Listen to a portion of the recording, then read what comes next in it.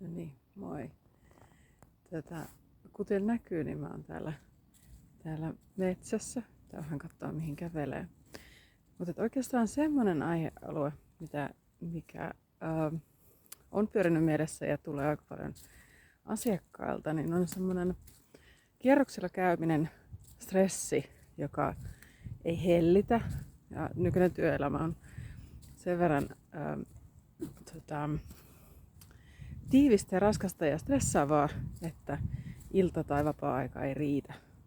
Niin kun päästään sit irti. Eli ajatukset lähtee kiertämään kehää ja sitten tulee uni ja uni on siis huonoa ja katkonaista ja on vaikea rauhoittua. Niin tää ympäristö, missä mä oon, niin tää on melko lailla kaupunkimetsikköä. Aika tällaista kivaa. Ja onneksi aika monessa paikassa Suomessa vielä tällaista löytyy. Ja tähän ei ehkä ihan hirveän montaa minuuttia tarvitsisi kävellä, kun tällaiseen pääsee. Paljon on puhuttu siitä, että luonnon voima on siinä, että se rauhoittaa meitä. Nämä puut tässä ympärillä rauhoittaa. Ja tämä on tietysti semmoinen ensiapu. Ja oikeastaan semmoinen tasainen ensiapu, tasainen niin kuin tapa, millä sitä pulssia voisi laskea ja saada semmoisen irtioton.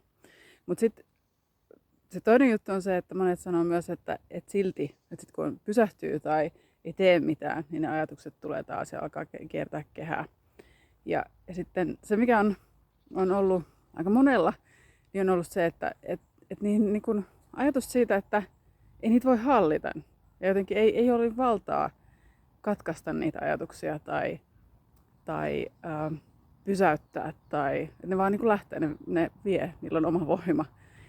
Ja kohta toisessa postauksessa postaan sitten semmoisen harjoituksen, millä ehkä saa niin kun paremmin niitä ajatuksia hallintaan ja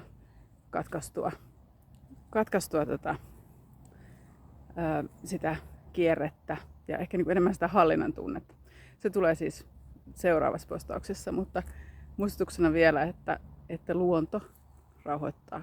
Ottakaa pikkukävelyt.